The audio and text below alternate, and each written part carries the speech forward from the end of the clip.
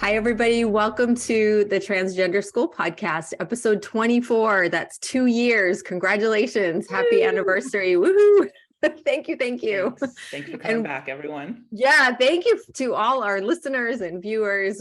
Growing in numbers. We are so grateful. And it's a very special anniversary episode today. We're so lucky to have our guests who are with us today, and I'll introduce to you in a sec. Good morning, everybody. Good morning, Kathleen, C.K, Jackie. Just say hi. We just say hi, everybody. And if you can watch on YouTube, this is a great one to watch on YouTube because I'm going to be showing you some wonderful books that you will want to go out and buy that you're going to hear about. And it's such great timing because this episode is coming out in early December and we're looking for holiday gifts. And we know that all our allies and community members out there are going to love these books as ideas for holiday gifts and family gifts. So I want to welcome to the show today two incredibly brilliant and talented authors who have published children's books that are highly acclaimed, tons of reviews and recognition that speak to the profound nature of these books and what they're doing in families. And I'll have to say, Jackie and I texted right before this, and Jackie said something like, boy, if I had seen a book like that when I was growing up, our story would be really different, wouldn't it? And so that's the takeaway we really want people to leave with today. The first book is called A Costume for Charlie, also timely for us because tomorrow is Halloween as we're taping this. Beautiful story about finding the right costume that is expressive of one's gender identity. And we're going to talk about that. And that is CK's book, our first guest, and our guest Kathleen's book, another beautiful book, Blink, Plue, and Colorful You, also about young monsters trying to figure out their gender identity and expression. And of course, those monsters are fun and lively and loving, and they represent our kids in a very safe and careful and mindful way. So I want to recommend these books. I could not recommend them more highly. And I want to introduce C.K, who's a bigender award-winning educator and literature coach at the secondary level. When C.K is not grading essays or helping students, they are busy helping design culturally and LGBTQIA plus responsive units for the district and working as a climate and culture coach. We want to hear all about that. When they're not writing, they're coaching and advising through alignment with the Genders and Sexualities Alliance Network. C.K continues this work in the literary world by advocating for all to be given the space to tell their own stories. Though they love the many hats they wear, their favorite is an advocate for diverse voices, and I share that with you. I wear many hats as well, and doing this and being here is what I love the most and is the most meaningful to me. Kathleen Latlip, who I know personally and adore as well, she spends her time editing television, very well regarded and long-time television editor who we love her work, and she writes children's stories. She grew up all over the US. She planted herself in California. She lives with her wife and 2 children. She's been working in film and television for over 20 years, which, by the way, just fun fact, we thought that's what Jackie was going to do. Jackie was on the track to be a film editor and change track, as many people do in many ways of their Spent a lot of hours in Premiere Pro in high school. Oh, nice. Yep. And 1 semester, I think, in film school. And then we realized 1 semester at Emerson, and I was like, actually, I'll do something else. Yep, that wasn't the path, and change paths, which has turned out lovely. And Kathleen has written several screenplays and children's books. So please tell me, starting with CK and then Kathleen, what did I leave out? What more can you tell us about you before we talk about your books? I don't find myself that interesting. I do run multiple GSAs, which is a big deal for me, to watch over all these kiddos. So at the middle school, and then I do a small one for a side one at the high school level. I teach English language learners as well as RSP, so students, children with special needs. And I'm teaching this my life. I've been doing it for 20 years now. This is actually my 20th year, and I've stayed in the same school, and I just adore it. And so I'll be sad when I finally have to retire, but it's been very worthwhile. And I love dogs more than anything in the entire world. Thank you, CK, and thank you for the work you're doing with kids. We cannot emphasize enough how important it is for people to be doing the work you're doing and also modeling for them as a member of the community yourself, that it's safe, that you're someone safe to talk to and come out to, and you're creating that spaces for them to share with each other. And as Jackie and I talk about all the time, she did not have that growing up. And so that's why we really feel strongly about this conversation and bringing all of that out. So thank you, thank you, thank you. And Kathleen, tell us more about you. I also run 2 different groups for trans children. One is just for boys, and it's called the Trans Boy Posse, and it's ages 8 through about 13 now. And then I also run a group called Rainbow Warriors. It's for all trans and non-binary children. And it's just, we meet once a month at a local playground and get together with parents and share stories, and the kids can meet each other and see someone that's like them. So it's been fun. And that's, yeah, I mean, you covered everything else in the professional world. Okay. I mean, you also wear many hats, and so we're very grateful to you, and that you're both really dedicating, despite very busy careers, dedicating so much time to helping kids, to create safe spaces for kids to come out, and to, even if they're not coming out themselves, to understand siblings and friends and be allies from the get-go, from as early as we can possibly help them to do that.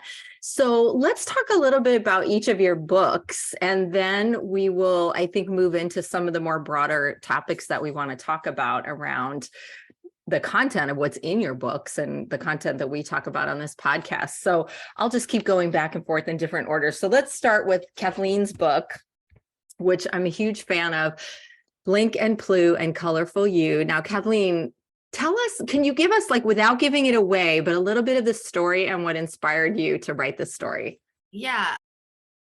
What inspired me was that I really love writing children's books, and I've been writing for years, but I started looking for books for my kids that had something to do with gender diversity and expression. And most of the books I found, they weren't a story. They were more like an explanation of what being transgender or non-binary is. And I think those are really important.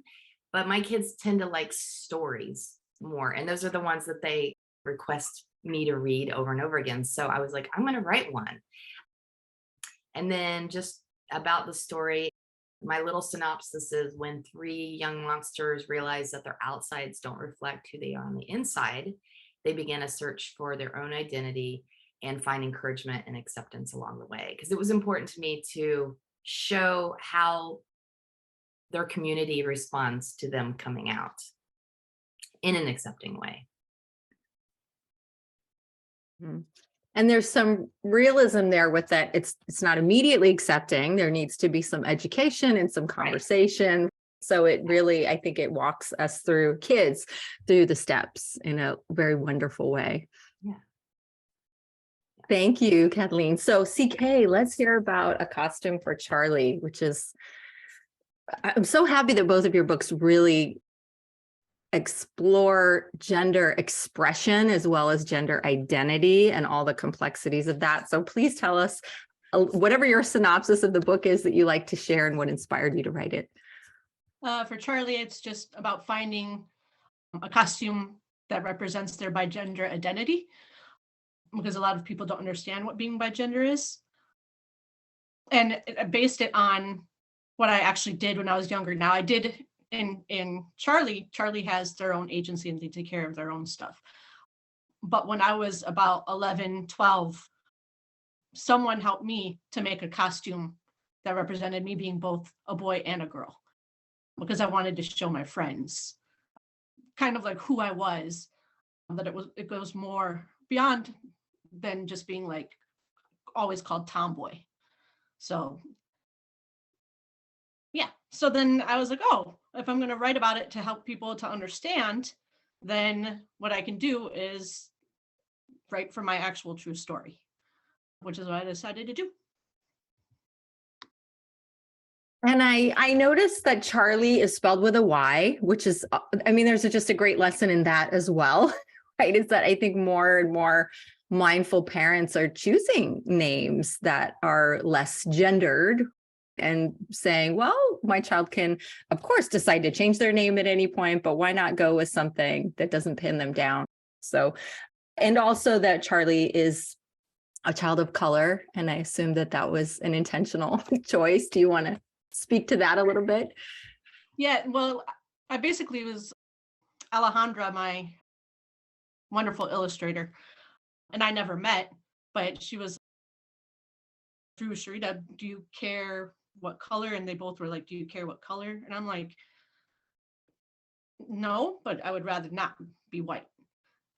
And then so Alejandra just took it and ran with her own identity, which I thought was great. Absolutely. So I love that Charlie is a person of color. Yeah, absolutely. Absolutely. Jackie, I'm going to ask Jackie to chime in. Yeah, go ahead, because Yeah, I Yes. have one question that I'm curious to hear your take on, CK, is I think the concept of costumes in relation to identity and gender identity are really fascinating and definitely front of mind as we celebrate Halloween weekend here in San Francisco, where I live. And we remember that history of Halloween being the one night a year that police would not raid gay and queer spaces, and that was because everyone was wearing costumes, and so there was a lack of an ability to police people's presentation, and I think the device of a costume as opening up the door for this thinking about who you are in a different way is so fascinating. And I feel like in a lot of ways as a trans person, we wear costumes for much of our lives, and we wear a costume and play a role, and then we realize, oh, maybe there's a different costume that makes us feel better, and maybe it's not a costume, maybe that's just who I am. And would love to hear your thoughts on that concept and how costumes as an idea play into this all. Yeah, I mean, that's always been big for the LGBTQIA plus community, because I think, and maybe you felt this way too, we constantly have to code switch for people. How I can be open in my house with my peeps is different than how I can go to work, because work sometimes can be very dangerous for me, because I've had parents come after me once they learn my identity, once they see the flags in my room, or that their kid is in a club that they can't sit in on. And so for costumes, like I know my GSA kids are just stoked to dress up on Monday, because they're going to dress to exactly who they want to be and how they want to present. And people will take it most likely, like, and I won't say his real name, I'll just make up a name. Jose identifies as femme and very much is looking forward to wearing a ball gown tomorrow and a wig. And his friends will go, ah, ha, ha, you know, how funny. But he's like, ah, I'm going to do this, and still goes by he, has not changed any pronouns yet, because I think that's a little too scary right now. But very, very excited. And all these kids are just, they can't wait. And they've been spamming the GSA Google Classroom with nonstop pictures of costumes. So it's very exciting, but it definitely makes them feel better and in their own skin. I want to add to Awesome. that my youngest costumes were kind of a door opener for him to be able to express himself in all different ways. And he loves putting on princess costumes and superhero costumes. And I have a picture of him where he's wearing a Superman, no, it's a Spider-Man head on a tutu. And I'm like, this is so my kid. He's just this little person that is very fluid. And I love that costumes allowed him to just really express himself in all different ways. I love that. And that's the kind of parenting that we're really hoping grows in our communities, in our world. And I really want to ask Jackie, since we're as part of this conversation, we've talked about it a little, but Jackie, I'd just love for you to comment more on what you shared with me before we got on this Zoom meeting, and where you said if you had read a book like that to me, things might be really different. Yeah, I mean, I think the phrase I used was, and I think it's interesting to think about, it kind of would have been like a nightmare for you. I mean, like, let's be honest. Like, I came out when I was 19, and you and Dad didn't take it well. And I had to leverage the fact that I was though you were still financially supporting me, I was technically an adult, and I technically had this little bit of freedom I could leverage to say, no, I'm doing this. You don't get to decide whether I do this or not. And I mean, to be honest, it scares me to think about how that would have went down if I had been 10 or 7 or even 14 or 15, and I had been under your roof and completely under your control, and how that would have gone, and whether I would have been allowed to come out and transition at that point or not, because I didn't have the leverage that I did when I was 19. So I think it's conflicting, because part of me thinks, oh my God, I so wish I would have had a book like that. I wish I would have had any media or any, I mean, I think the thing that a lot of people who are cisgender, people who are not trans, people who are heterosexual may not understand is that if you are a cisgender heterosexual person, if you're not trans, if you're not queer, and you're in a straight relationship with another person who's not trans or queer, and you have a kid, they're going to have no way to know that they are trans or queer, because they don't see other trans people, they don't see other queer people out there. And so I didn't had I earlier in my life understood what it is to be trans or what it is to be bisexual, I would have probably come out a lot earlier. And on one hand, part of me regrets that I didn't come out earlier, that I didn't transition earlier. And I feel like there's all these years that I was playing this role that I didn't identify with. But then on the other hand, part of me is terrified to think about how it would have gone down, and how that would have all played out, and whether I really would have been able to kind of stand my ground in the way that I ultimately did when I did end up coming out. Agreed completely. I can't add anything. I'll add one thing. And I think this gets at a lot of the questions that we're having at a national level right now about what we are doing is what we here on this Zoom and other people in these spaces are doing is trying to educate kids and trying to just teach them about themselves and about what it might mean if they feel a certain way. And those feelings are already there. We're not making kids trans. We are helping them better understand what they're already feeling. But the problem is that if the difference between me coming out when I'm 10 and when I'm 19 is a book, if that's all it takes, then the people who think that we're wrong and the people who think that they need to commit violence against us to stop us and think that we are harming their kids, they're going to see a book and they're going to see a kid coming out, and they're going to have a very different reaction to that, and they're going to have a very different understanding of what that is in their head. So I mean, I would love to hear from either Kathleen or CK about what your experience has been like feeling that blowback from writing a book like this, from being in these spaces, and how you navigate that, and how we try to overcome that despite how vicious and how persistent it is. I can start. I got one negative review on Amazon, and I was like, yes, I know that sounds funny, but it was like my rite of passage. I was like, okay, that means my book's getting out there. And I just kind of laughed it off because of I think I have about 60 something reviews. That's one negative review out of all these other children's lives that my book's affecting. So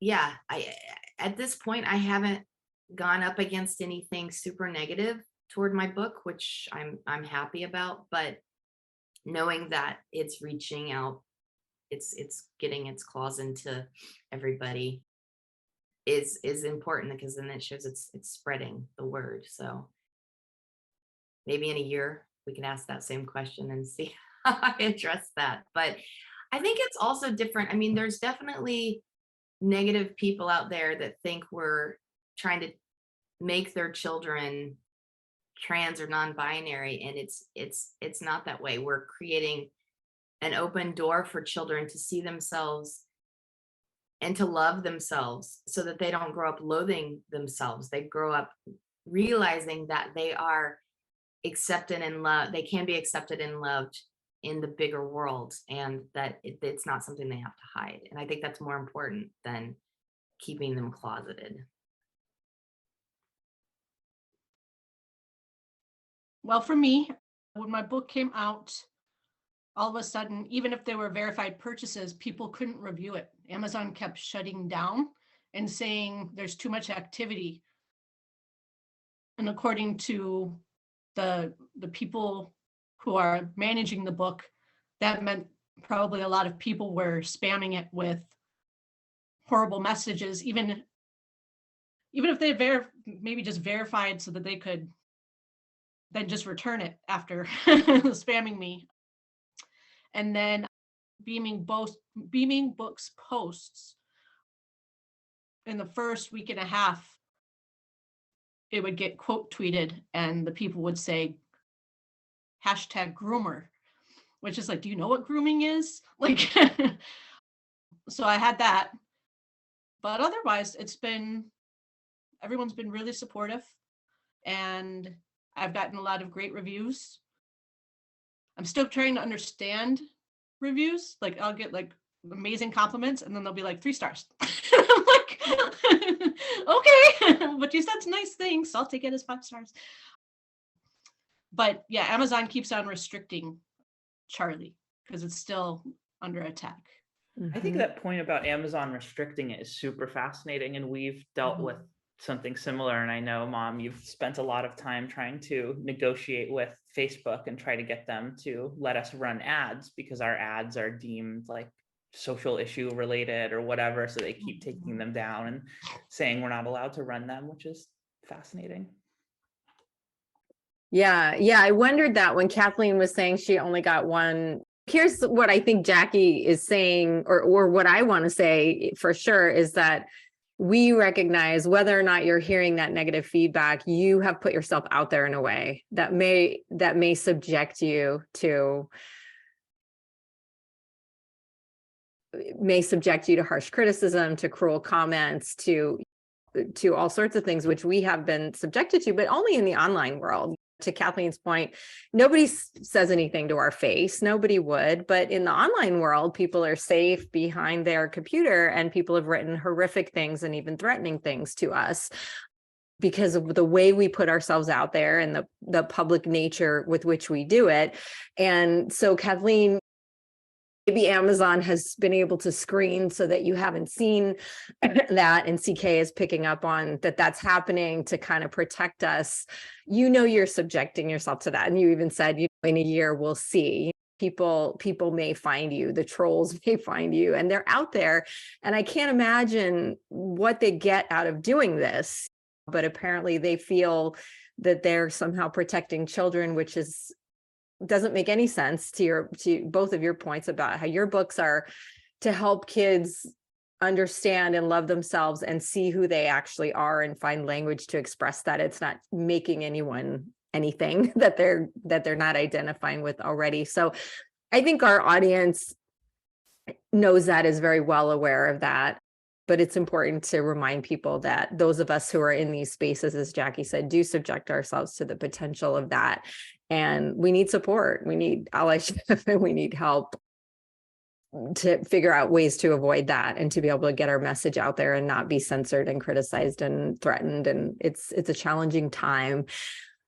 We would like to hear more about the process of writing your books for a number of reasons. One, there could be people listening who think, I have a book idea like this, or I have a storytelling idea for an event, or anything where so many people have creative ideas to share this message in whatever way they can about inclusion and self-love and diversity.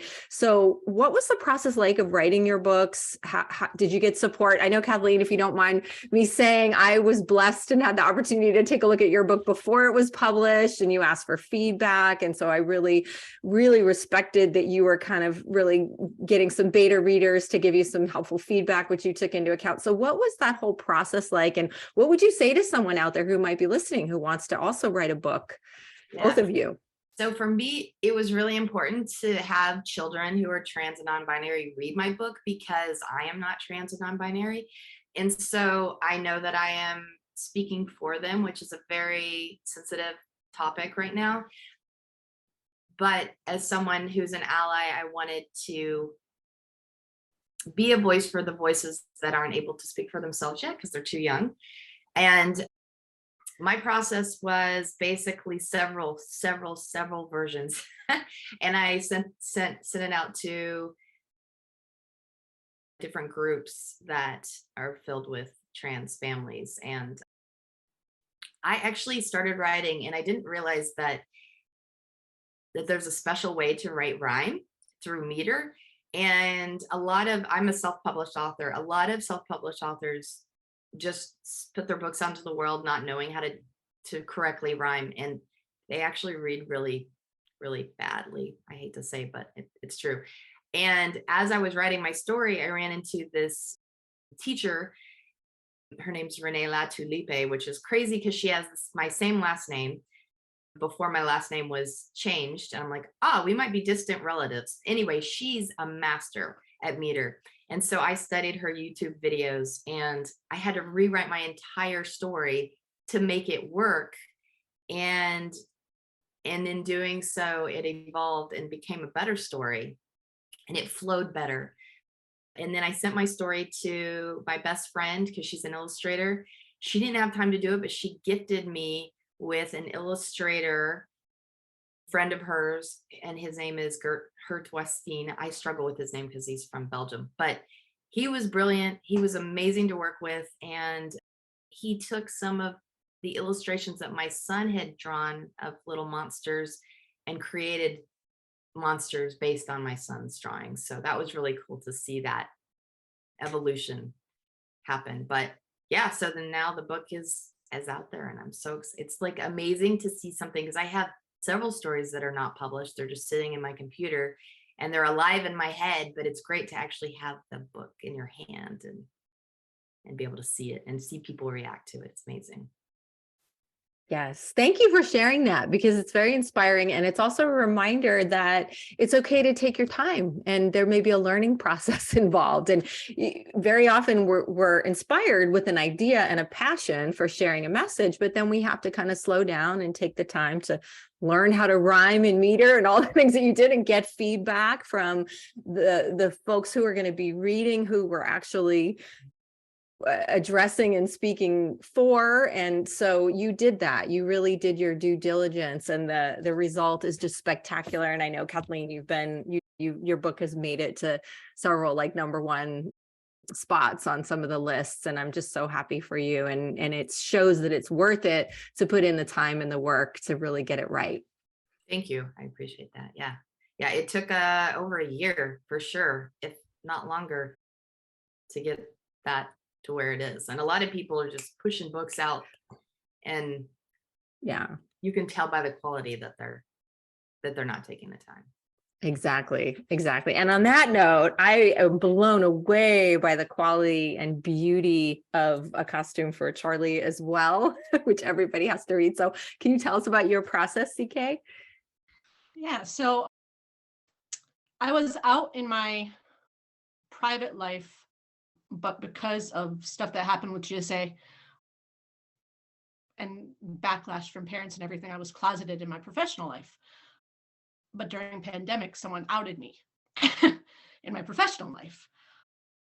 So then I was like, well, because then I had to explain to the kids what my identity is, and they still didn't understand. Even the ones who are like seniors in high school still just didn't understand. So I was like, okay, I'll write a book about it. And because it was my own experience, I wrote about it with the person who had helped me and was all that. Then I was having trouble finding critique partners, and some people on Twitter saw Mindy Elise Weiss and Andrew Hackett, who are phenomenal people, and they actually critiqued Charlie and gave a lot of feedback. And so I had to fix it a lot. And then I got a critique group, and then they also helped to fix it. Then Andrew Hackett's agent is Dan Kramer at Page Turner Literary, and I really liked him, so I just queried him. And then a couple of weeks later, I had an agent, and then we went on submission with the first 12 publishers, and we got our offer in a month from Beaming Books. So it went really, really fast. That is not normally what happens. I have a third one right now on submission that's gotten a lot of compliments, but no one's picked it up. And I think it's in its third round. So, which is more in line with the way that publishing really works. But yeah, it was a lot of revision. I mean, even Dan had a lot of revision. And my second book that we'll be announcing, hopefully that comes out in 24, had even more revision. So it does. It takes a lot of revision to get things to where you want. And of course, my editor had a lot of revision for Charlie, like pages of it. So we went through, I think, 3 rounds of editing. So it takes a lot. It definitely takes a lot. Mm-hmm. Thank you for sharing that, and to inspire those folks out there who may want to go on this journey as well. And it really speaks to how it just takes persistence and endurance, and those revisions make the end result that much better. And we have to be willing to hear that feedback and really take it into account and take it to heart and work with it. And to the issue of self-publishing versus seeking a publisher, I've published 3 books myself, and one I had a publisher for, and the others are self-published. And in my opinion, it doesn't matter. However you choose, if you're an author out there, you may query agents and publishers, and you may have success, you may not have success. What CK described is definitely not the norm. It can be incredibly challenging as a first-time author to get representation and to get publisher to notice you, but it's not impossible. So if you want to go that route, and go for it. We just encourage you, if you're inspired to do this work, stick with it, and something will happen. And if you end up self-publishing, there is no shame in that. And most of the time people don't know anyway. Kathleen, I applaud you for saying it openly, because a lot of people just have my own publishing company with ISBN numbers and all of that, so that no one would know my works that are self-published. But it doesn't matter. In the end, it's getting your book out there and sharing it with people, and whether it resonates with people. Yeah, that's true. I actually read CK's early version, and I knew when I first read, I was like, this is an amazing story.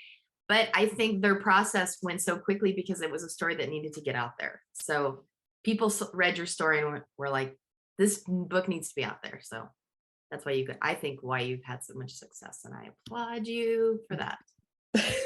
Yes. Thank you. I'm deeply humbled and honored that you're both here, really looking at your books. I mean, I want everybody to realize, like, these are spectacular books. And I'm not just saying that. Like, you can go on Amazon and see the response to these books. They're the best of what's out there, and they're changing lives in deeply meaningful ways. Jackie, any thoughts or questions at this point? Yeah, I would just, to come back to some of what we were talking about earlier about the impact that a book like this can have on a kid's life. I would love to hear more about what you both hope kids, and not just kids, but families and their parents and siblings, are getting out of these books, and what a society one day, hopefully in the not too distant future, where all kids have access to books like this would look like. I've had really positive reactions. I was at a Pride event, and this young girl walked up to me, and she read my book. She was just standing there, and she read it, and I will never forget her. Her name's Melissa. And she was like, I could hear her gasping as she was reading it. And she looked at me and she said, with tears in her eyes, if I would have had a book like this, life would have been way easier for me, because I would have seen it there were others like me. And it really validated me. And I gave her the book. I was like, I don't even want you to pay for it. Just take it. You need to have this. And she stays with me as I keep pushing this book to get it out there. I'm like, I need to reach more Melissas. And I had a parent reach out to me and tell me that their child was reading my book on Kindle and said, Mommy, come here. This one that's purple, this one's me. And so I was just like, it made me cry. I was like, this is so awesome that children are seeing themselves in my book. And it's just my own kids see themselves in the book. So it's just, it's very validating, and it's very emotional for me, actually. I hope that people start, the biggest takeaway that I want people to have is to understand that kids, we're born this way. It's not like we just wake up one day and go, oh, let me make myself have a harder life right now by coming out, because everybody wants that. And it's just that understanding, because a lot of conversations that people have had with me on Twitter or through email, they're talking about their own children, they'll ask questions, and I'm like, I'm an open book. I'll tell you anything you want to know within some reason. But it's opened up a lot of conversations, and it seems to be that they're starting to understand, because as soon as I showed my students, the teachers, all my coworkers and stuff don't know that I wrote a book. I've been very quiet about it. Copies from Beaming Books Away to my kids, because they were like, I'm going to buy your book. And everyone knows it's very shh. And they're like, no, here's the book. And then they finally understood my identity. They really, really got it. And I was like, God. And it was so nice to be seen by these children. So that was good. So that's what I'm hoping, is that the same thing as Kathleen, that kids can identify and say, I could be like that. I could be something else, but I know I am other. I know I'm not cis. And that's what I'm hoping, that it can educate people, which is why I have like extensive resources on being bigender on my website, just to make sure that people can start educating themselves, because we can't just be ignorant about identity. So yeah, I think that's so important, and to have educators in that space, I think it goes such a long way. And I think we have a powerful history of that with folks like Tom Amiano in California, being public school educators and having to confront these issues. And so thanks for doing that work, because it's so important. And it's also heartbreaking to hear that just because of the content and the nature of your book, that it has to be kept quiet. I understand. And of course, you need to make that choice. But to Jackie's point earlier, we all hope we will live in a world one day where that's celebrated, and your school is honored and incredibly proud that you're an educator in their institution, and that you've put this work out there that's so meaningful. And I just want to add that Jack and I have a Facebook group, and we have all kinds of communities and I've had several parents share with me that their child came out to them while they were reading a book like yours to them, and that the child, just very young, was able to say, oh, that's me. I didn't know how to say that to you, mommy or daddy or whoever, grandma, whatever it could be. I just didn't know, and that's me. And so unlike the unfortunately very misled, misinformed folks who think that there's a cause-effect relationship there, we know that this is allowing kids to have the language for what they're experiencing that they didn't previously have. And you talked about C.K. bigender. I know you addressed it a little bit earlier, but since you're with us, I would love if you wouldn't mind to give us a little bit more on understanding the difference between being bigender and non-binary. So, I mean, you can put bigender under the non-binary umbrella. It definitely can fit there. So for me, I was born intersex. I have Turner syndrome. And so I've always felt both equally, very much so, as a boy and a girl. Now, some people are bigender and they say, you know, I'm non-binary and male, or I'm non-binary and female, or I'm just non-binary and something completely different. But for me, I've always felt very much both. I of course have to code switch, like a lot of the people in the community do. So I've done that. But now it's very much my new principal is extremely supportive and is trying to do more of a gender neutral kind of professional dress for everyone, which, you know, you can't force it on people, but he's himself is dressing gender neutral. And I've been doing that for a while. But yeah, I just always felt very much both. And so then so I didn't find out about the identity of bigender until, I don't know, 2016, because you don't really want to tell people.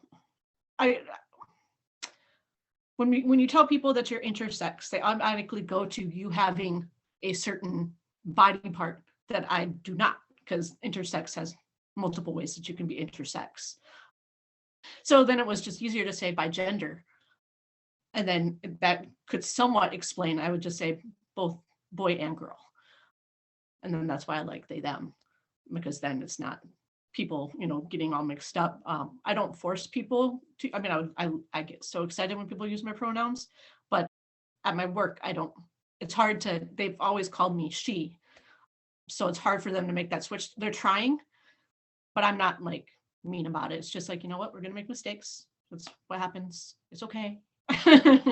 but yeah, that's what being bigender is for me personally.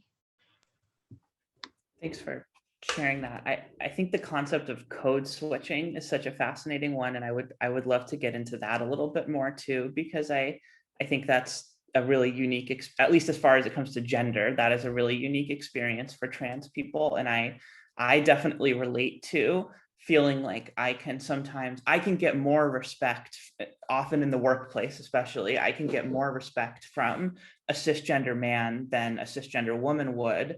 But I also feel like I'm not quite getting as much respect as a cisgender man would. And then I can get maybe more respect from a cisgender woman than a cisgender man would, but I'm also not getting full respect that I feel a cisgender woman would. So it's like I'm straddling this line and I get like a little bit of credit with either side, but not completely. And it's kind of this weird space. And I would love to hear your thoughts on what that's like and some of the nuances there that people who are not trans might have no idea exist. Yeah, so like, for example, it's very hard, like going to school dances, because I want to wear a suit, but then a full face of makeup. And then people are just like, or if I wear a dress, I'm also wearing boxers underneath. And I'm not gonna lie, and probably tennis shoes with my dress.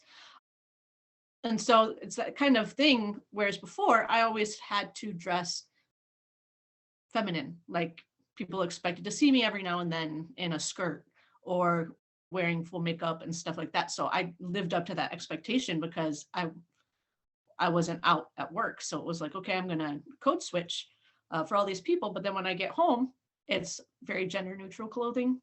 And I love wearing baseball hats, especially backwards. And when I did that at school, people were like, giving me like nasty looks. And I'm like, well, it's just a hat. But it is amazing to me. Like tomorrow I'm going to go, I have a bat costume, and then I'm going to wear a full face of makeup and just call myself Batgirl. And so tomorrow I'll be code switching. And the kids are all ecstatic about it. They're like, it's going to confuse people though, because you never do that. And I'm like, yeah, well, get over it. That's what's going to happen. And then at night at home, I'm going to be someone from Assassin's Creed. So it's, but it is very much for the benefit of others that I code switch, or in the case of being safety. So, and in certain spaces, I will look very femme because it's a safety concern. Yeah, no, that's a real one. I will always remember my car breaking down on my way home from a campaign in Michigan, and I was in the middle of nowhere in Nebraska, and I had just enough cell service to get one call through to AAA. And the local tow truck guy came and picked me up, but I had to ride in his cab with him to the local tow truck center. And I was like, oh God, I better really like get my voice perfect and pass for this guy, because I don't know what he's going to do. And he was perfectly nice and fine. And he told me all about why he voted for Trump and all that good stuff. And I was like, okay, I'm passing, I'm doing okay. But I mean, that's a unique experience to be in a space like that. And it's a weird thing that I don't think a lot of people understand.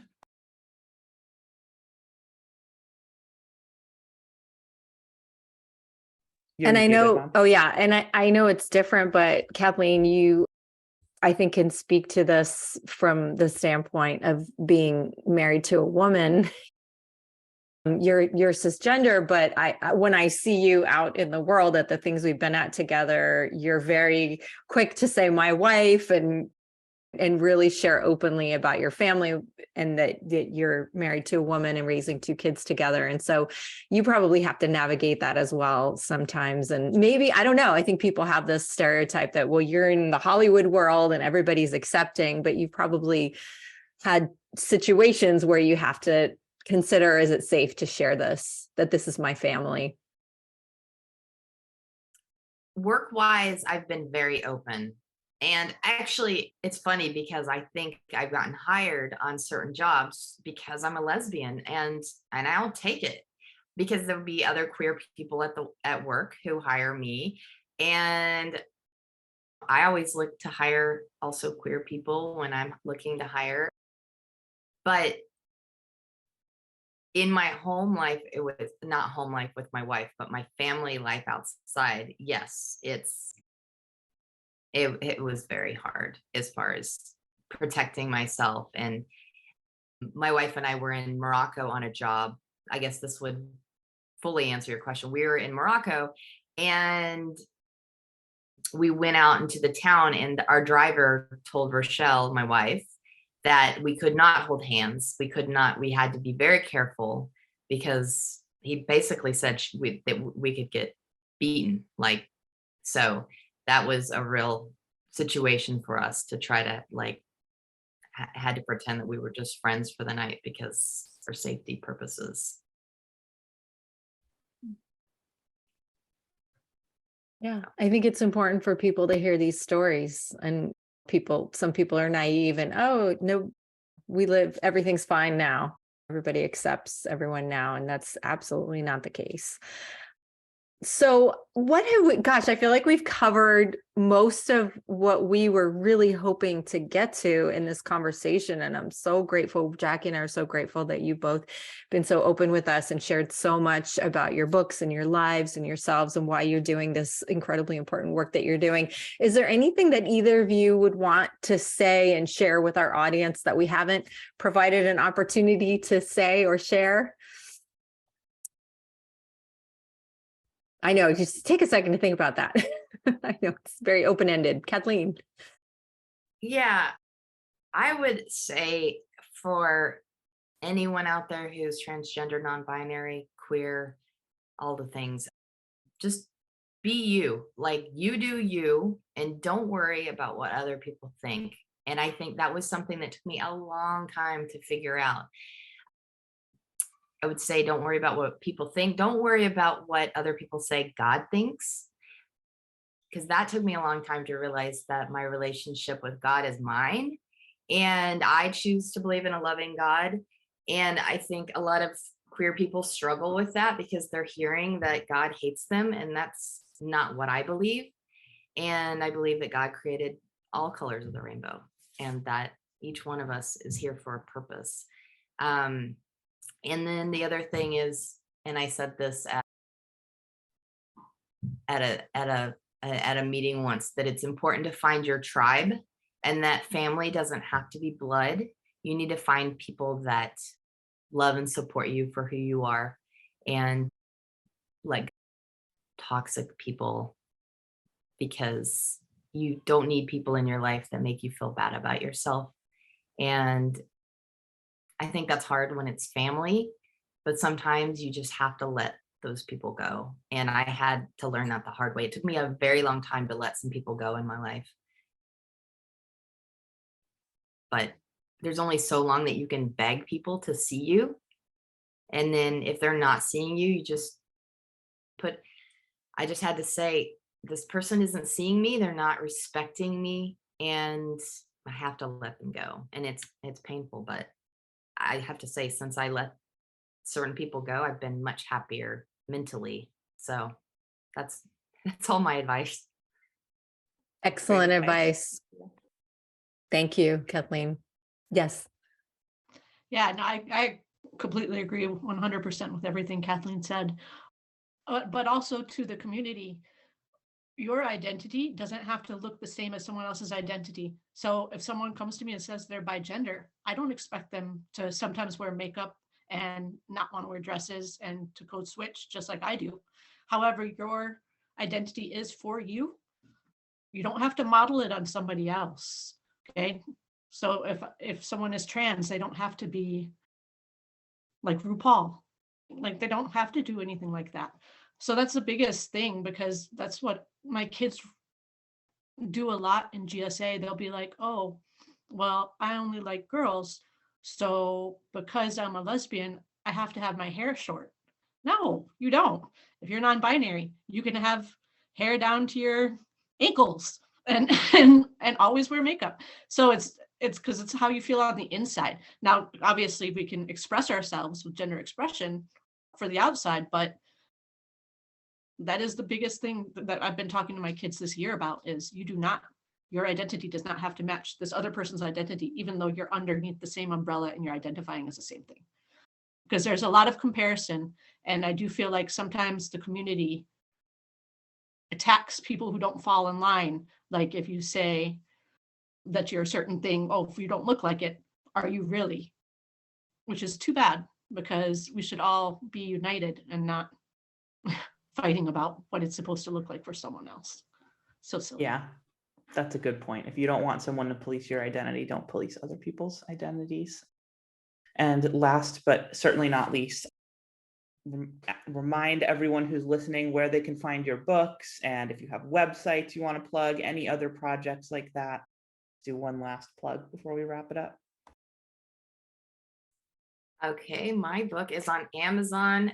That's just the paperback. If you want this one, I have this one handy too. This is the hardback, and I think it's just prettier. You can go to my website, www.kathleenlatlip.com. And actually, for the listeners today, the first person that messages me that they watch the show, you'll get a free book. Thank you. Yay. Of course. Free book out there. But on my website, I'm going to do a special around when this is airing. So you can get my hardcover for the same price as the paperback. I have literally boxes sitting in my front room of books that I want to get out into the world. So it's not about making money for me. It's about getting it into the world. I don't need to make extra money. And in fact, I just released I'm about to release a Dutch version of my book. I cannot pronounce it. It's words that I really struggle to say, but all the proceeds are going to go to Alzheimer's and dementia programs that are in, I know that's totally random, but my friend who translated it for me, that's her passion is dementia labs. So that's where we're putting all the proceeds into. That's awesome. That's such an important cause. Thanks. And C.K. For me, you can find me at carlislemalonebooks.com. I'm easily reachable, but on Twitter at C.K. Malone 2. That's mostly where I hang out. I think that's a great idea. So I will follow on in Kathleen's footsteps, that if you message me on Twitter or through my website, I will send a signed copy along with, I've got still some leftover swag from my pre-order campaign. So some buttons and some stickers. But yeah. Thank you for that. Thank you. You will definitely hear from folks, from our listeners. We know they'll be very excited. And again, I'm sorry, did I interrupt Did you have more, CK? Oh, I was just going to remind everyone or also Jackie. the names of both books for those who might not be watching and might not have seen the covers. Kathleen's book is Plink, Blue, and Colorful You, and CK's book is A Costume for Charlie. And I'm holding them up right now. If you're not watching us on YouTube, you should watch us on YouTube. And by the way, YouTube is doing an exciting thing. They're giving us handles now. So I think we're going to be at Transgender School on YouTube. Look for that. Please, if you haven't watched our videos, we post every podcast episode with our guests so you can see them and see their books and watch the lovely conversations that we're having with all of our incredible guests. So we cannot thank you enough, Kathleen and CK, for being here and taking time out of your very busy lives where you're doing so much important work in the world. And we will be sure to put all the links to your books and your websites and all the information about you that you've shared in our show notes and in our description on YouTube so that people can find you. I just want to say again, I don't get anything for it. I truly believe that these are two books that would be fantastic for holiday gifts, for families, for kids, a wide range of ages and any family, and it's not for kids, just kids or families with kids who are trans and who are non-binary and who are out that you know of. In fact, it's equally important, if not more important, that all families are reading these books, because I didn't know my kid was transgender until 19. So if we had books like this and somebody had said, hey, here's something to read your kids, I don't know if I would have, but gosh, at least I would have the option to do that. And it could have made a difference for us. We'll never know. So please, please, please buy these books and spread them and share them. And you can tell with both of our authors, it's not about the money or the praise or the recognition. It really is about changing the world that we live in a way that all of us who are here listening, watching, and sitting here in the Zoom are committed to, we know. So thank you so much, Kathleen and CK. Thank you, Jackie. Thanks everybody for the great conversation. Thank you. Thank you. Bye, everybody. We will see you next time. Bye, everyone.